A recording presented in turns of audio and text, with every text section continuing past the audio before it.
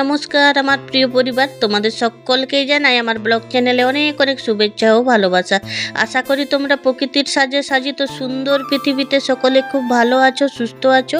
তোমাদের কাছে অনুরোধ রইল ভিডিওটি সম্পূর্ণ দেখার জন্য।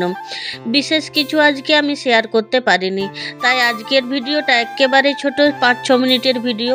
তোমাদের হয়তো বোরিং লাগবে না, দেখতে বেশ ভালোই লাগবে। তোমাদেরকে আর একটা কথা তো বলতে ভুলেই যাচ্ছি গো আমার প্রিয় বন্ধুরা, তোমরা যদি আমাকে একটু কমেন্ট করে জানাও তোমরা সারাদিনের কাজকর্মর ভিডিও দেখতে পছন্দ করো না আজকের দিনের ভিডিওর মতো একবেলা ভিডিও হলেও চলবে। তো যাই হোক, তোমরা কিন্তু আমাকে অবশ্যই কমেন্ট করে জানাবে, তাহলে আমার কি হবে বলো তো, আমার তোমাদের ভাবনাগুলো বুঝতে পারবো আমি যে তোমরা সারাদিনের ভিডিও দেখতেই পছন্দ করো।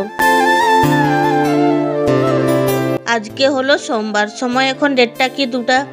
তোমাদের দাদা ভাই দূরে আমাদের একটা জমি আছে, সেখানে ধান মেশিনে কাটিয়ে দেখো ট্রাক্টরে করে নিয়ে আসছে ঘর। কি আর বলবো গো বন্ধুরা, এখন আমাদের মনের অবস্থা, সেই যে শুক্রবার থেকে মেঘলা মেঘলা করে রেখেছে, সেই দেখে আমাদের মন অনেক খারাপ জানো তো। তীরে এসে তরি ডুবার মতন অবস্থা। শনিবার তো বেশ ভালোই বৃষ্টি হলো, রবিবারও মেঘলা মেঘলা করে রেখেছে, আর আজকে দেখো সোমবারও সারা দিনটা মেঘলা মেঘলা করে আছে, মনে হচ্ছে যেন এখনই বৃষ্টি নামবে। জানো তো গো আমার প্রিয় বন্ধুরা, এখন আমাদের এদিকের প্রত্যেকটা চাষি ভাইদের অবস্থা তীরে এসে তরি ডুবার মতো। আজকাল যদি ভারী বৃষ্টি হয়ে যায় মোটামুটি একটা ধানও ঘরে আর নিয়ে আসতে পারবো না। কারণ কেন বলো তো, আগের ঝড় বৃষ্টিতে মোটামুটি সব ধান গাছ মাটিতে শুয়ে আছে, তোমরা দেখেছো, আমি একটা ভিডিও করেছিলাম। আর এখন যদি আরও ভারী বৃষ্টি হয়ে যায় তাহলে মোটামুটি সব ধান গাছ তো শুয়ে আছে মাটিতে, আর জল হয়ে গেলেই সমস্ত ধানে অঙ্কুর বার হয়ে যাবে। সব কিছু এখন নির্ভর করছে আবহাওয়ার উপর। এত কষ্টের ফসল যদি এইভাবে নষ্ট হয়ে যায়, বুঝতেই পারছো কতটা খারাপ লাগে। এই যে দেখো না, 3 বিঘা জমির ধান এইটুকু মাত্র 1 ট্রাক্টর হলো।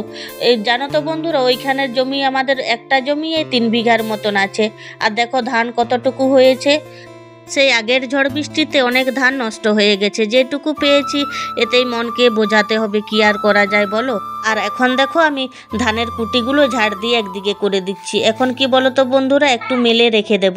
আর অনেকগুলো রসুনও ছাড়িয়ে রেখেছি, ওইগুলো লাগাতে যাব।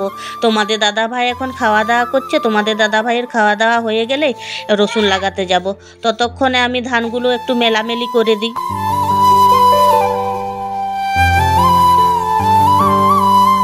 একটা জিনিস দেখাচ্ছি, ওই দেখো গাছের ডগায় হনুমান। এখনো সবজি লাগানোই হলো না, গাছেই হলো না, এখন হনুমান এসে হাজির হয়ে গেছে। দেখো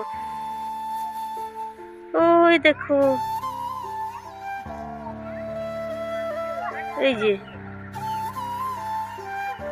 ক্যামেরায় অতটা বোঝাচ্ছে না, ওই যে দেখো এখনো বসেই আছে। দেখো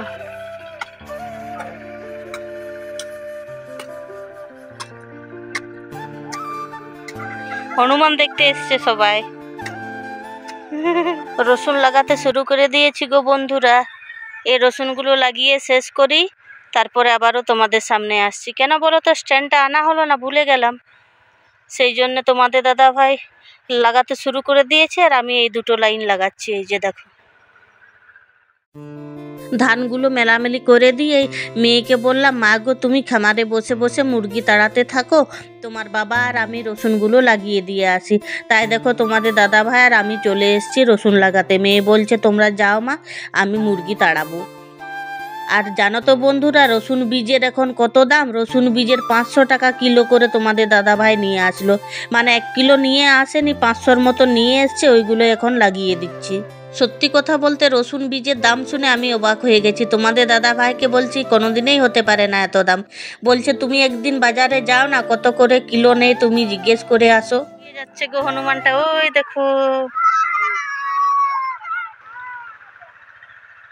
সব রসুন লাগানো হয়ে গেছে। এখন তোমাদের দাদা ভাই মেথি শাক বুনে দিচ্ছে। এই দেখো রসুন লাগিয়ে তার উপরে গোবর সার দিয়ে ঢাকা দিয়ে দিয়েছে। বাকি যে বীজগুলো আছে তোমাদের দাদা ভাই বলছে আজকে আর বুনবো না, চলো বাড়ি যাই।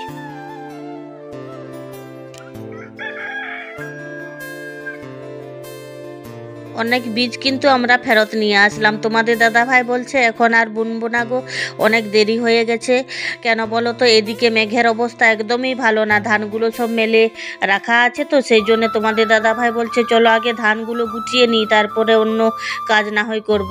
আর এদিকে দেখো তোমাদের দাদাভাই আর আমি দুজন মিলে ধানগুলো গুটিয়ে রাখলাম, এখন ঢাকা দেওয়ার জন্য প্লাস্টিকটা একটু ঝাড় দিয়ে পরিষ্কার করে নিচ্ছি। অনেক দিন গুটিয়ে রাখা ছিল তো একটু নোংরা হয়েছিল, সেইগুলোই একটু ঝাড়াঝাড়ি করে ঝাড় দিয়ে পরিষ্কার করে নিচ্ছি।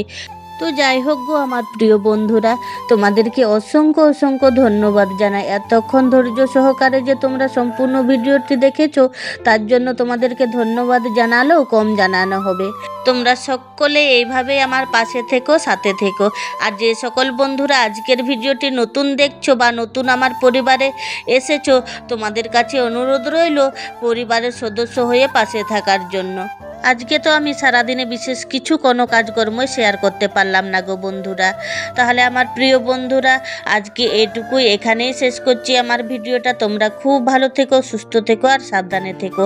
আমাদের মনের অবস্থা তো তোমাদেরকে আগেই জানিয়ে দিলাম। যতদিন এই মেঘলা আকাশ করে রাখবে আমাদের মনে একদমই শান্তি পাচ্ছি না গো বন্ধুরা। আজকে মন অশান্তি নিয়ে ভিডিওটা শেষ করছি।